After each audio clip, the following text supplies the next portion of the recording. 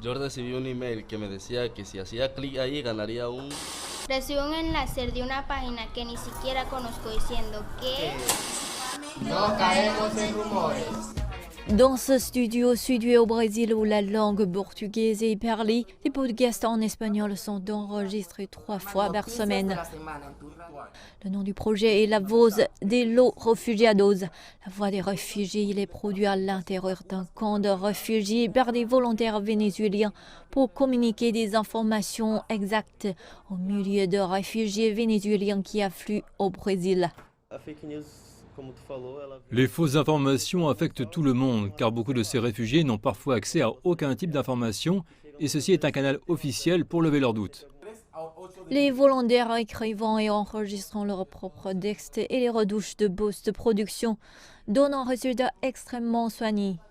Les programmes radio font partie de l'opération Bienvenue, une initiative du gouvernement brésilien menée en collaboration avec le RCR et d'autres agences pour aider à orienter les Vénézuéliens qui ont fui leur pays.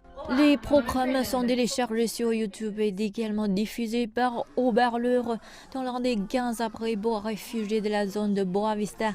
Ils offrent des informations pratiques sur la Covid-19, la documentation et le droit du travail.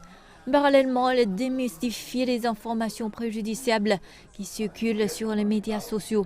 Elvan Guira, l'un des bénévoles travaillant pour le podcast, explique qu'il est important de disposer d'informations fiables pour naviguer à travers la bureaucratie brésilienne.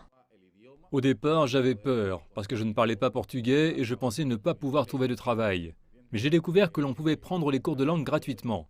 C'est une information importante que les gens doivent savoir. J'envisage de terminer mes études de droit en ligne et de travailler ici, ce qui est l'espoir de nombreuses personnes. Oscar Sanchez, responsable de l'Agence des Nations Unies pour les réfugiés à Boa Vista, a déclaré que l'initiative gouvernementale Opération Bienvenue avait bordé ses fruits. Cela veut dire que lorsqu'ils arrivent, ils peuvent immédiatement accéder à la procédure d'asile et être reconnus comme réfugiés. Ceci leur garantit une solide protection.